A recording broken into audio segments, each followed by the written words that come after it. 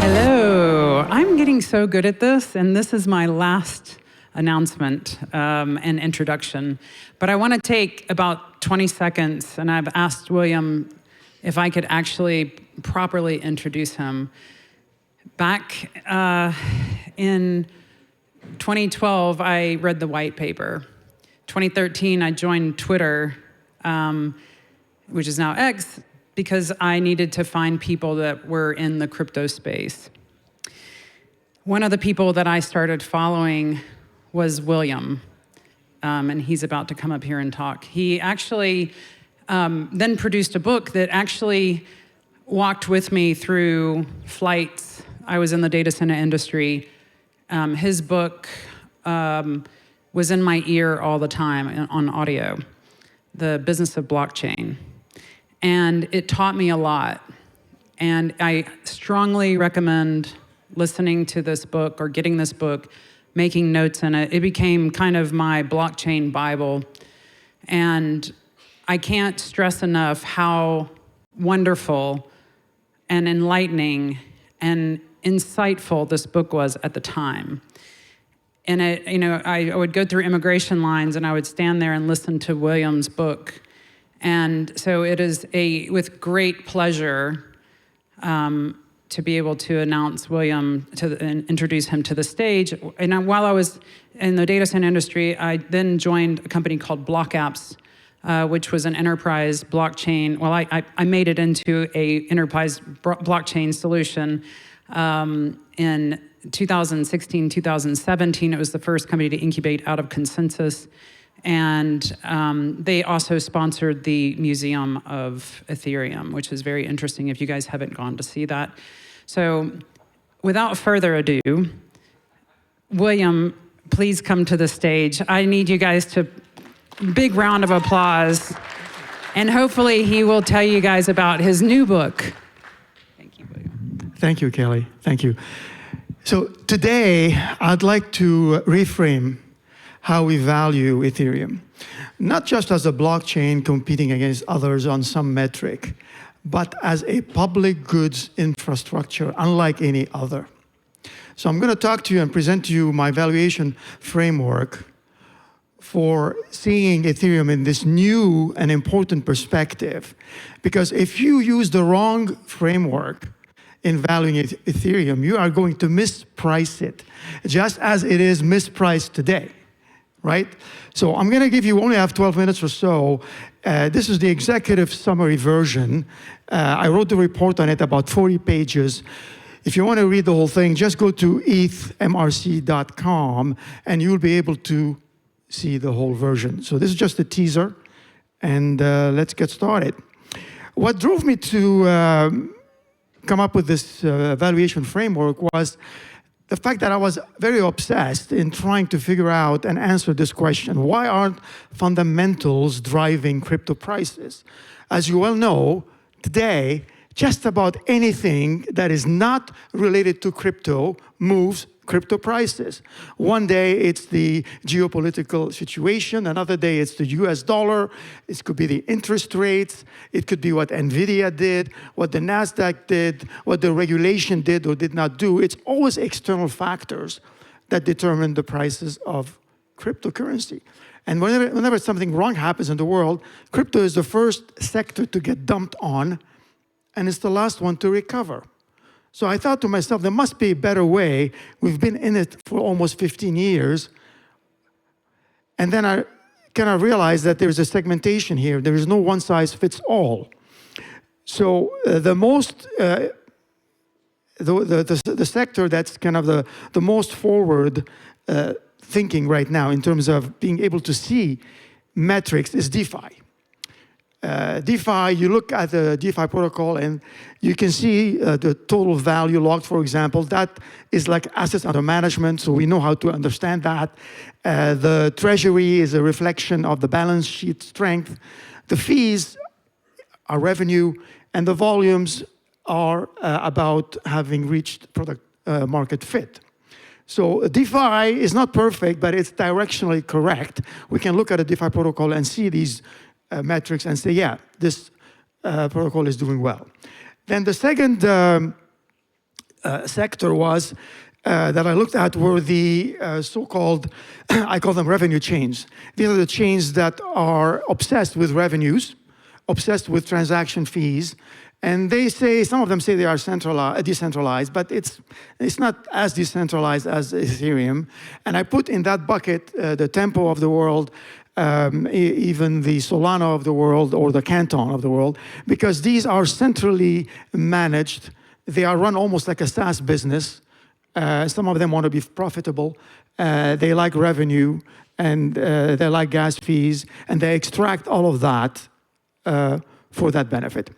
Then we have Bitcoin. Bitcoin is a special snowflake. It likes to be perceived to be like gold, like digital gold. Unfortunately, it hasn't done very well recently. And digital gold or gold usually does well when there is uncertainty in the world.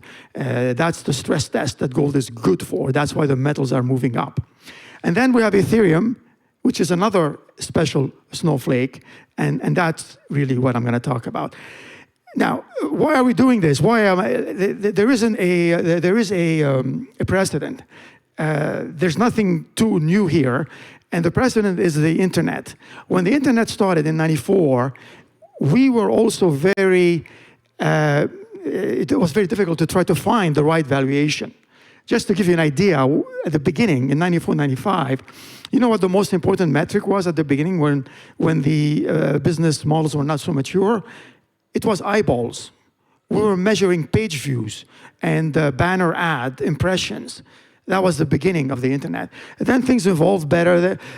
Progressively, there was revenue. The SaaS companies came along, and we could measure the retention factors, the life cycle of a user.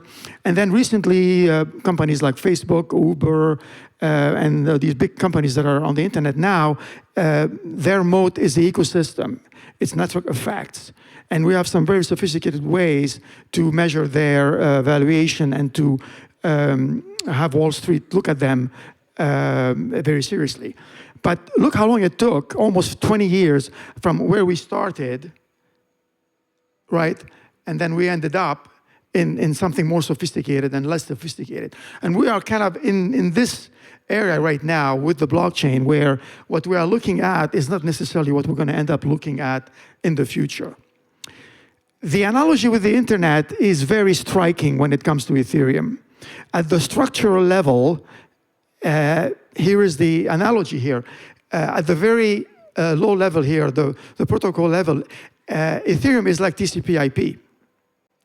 Okay, and then we have the access networks, like the layer 2s. And then what's interesting here is that where is most of the monetization in this stack? The monetization is at the highest level, the applications. The applications on the internet that's where all the big companies are. Same thing is going to happen here with Ethereum. The monetization is going to be here with the apps and what the institutions are doing. However, this monetization depends on a good systemic layer that is a foundation. So you value this layer based on how much is going on here as well. That's how the internet is valued. That's how we need to think about valuing Ethereum. Imagine if TCP/IP had a token. What would it be valued at? It would be very, very valuable, right? In the same way that we don't value the internet based on TCP/IP packet fees. So why should we value a blockchain based on transaction fees? That misses the whole boat. And if anybody tells you, go and measure Ethereum against gas fees, give them that analogy. The other analogy is that there's been very credible studies to value the internet specifically. And it kind of went into three buckets. There's the visible value. It's the companies that are on the internet. There is the flow value, which is like the equivalent of the digital economy, the GDP. And there's been an assumption that the internet is about 15% of the global GDP. Global GDP is about $100 trillion. 15% of that is 15 trillion more or less, and you capitalize that, you get 160 trillion. And then there's a consumer surplus, very interesting number. And then here are the numbers on the, this means that this is the amount of money. If somebody were to take away search engines from users, apparently users would be willing to give up search engines for $17,000, give up email for $8,000, and then so on. And this is how you look at the trust surplus. It's important because I'm going to give you the analogy for Ethereum. Let's do quickly a quick definition about public goods. What are public goods? Why is Ethereum like the internet?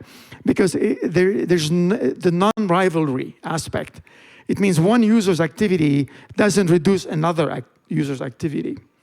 Anybody is open to get in. It's like the roads. Anybody can come in and use the roads. They are a public good, or infrastructure, electricity, and so on. It's not excludable, meaning that anyone can use the system. In the Ethereum analogy, anybody with a private key can use the system. And the same thing with public infrastructure, with GPS signals, for example. And it is systemically enabling, meaning that it creates more value than it captures.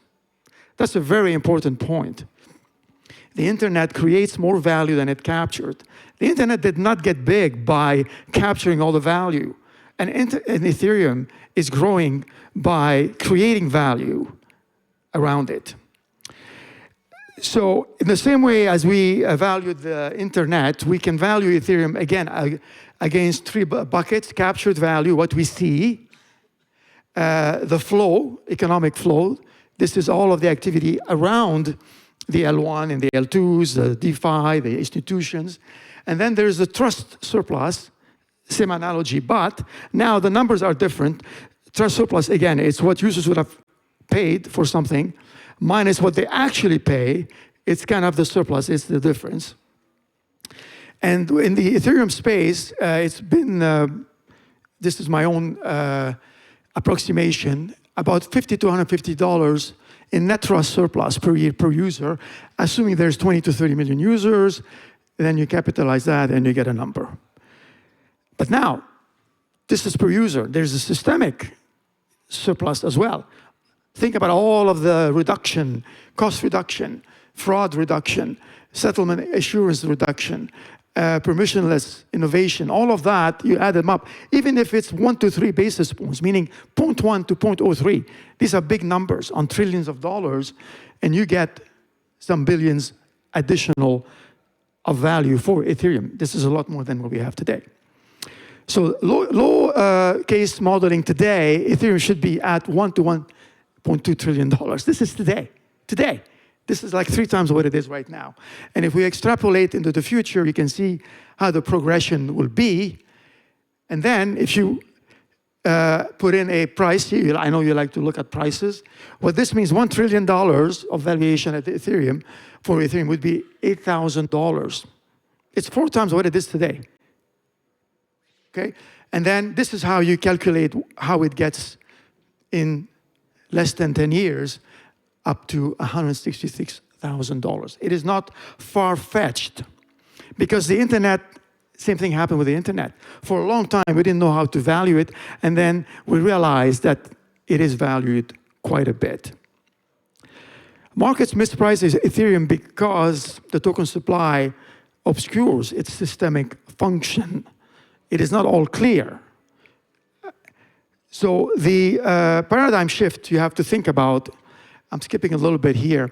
Don't think of fee-based valuations. Think of flow-based valuations. Don't go the rabbit hole of TPS comparisons. Look at the economic settlement, trillions of dollars. Don't look at the short-term revenue. Look at the long-term, trust minimization. How much trust minimization, trust surplus benefits Ethereum is generating. And it's not just about comparing speeds and fees, one blockchain against another. It's about adoption. Ethereum's valuation is not the sum of its revenue. It is the sum of the world's dependence on it. And the architecture of trust is breaking. This is why Ethereum is rebuilding it. That is the thesis of my next book. that was hinted about. I announced it yesterday. It's going to be called Trust Shift, in one word. I'm coining that term, Ethereum and the Reinvention of Trust, where I'm going to expand even further how trust is being rebuilt from old traditional models to new neutral blockchain-based models based on Ethereum. Because I believe that Ethereum is the only blockchain that can do this at the scale that we need it. You can go on the Shift book, sign up, you'll get updates. It's going to be published in September. Thank you for your attention.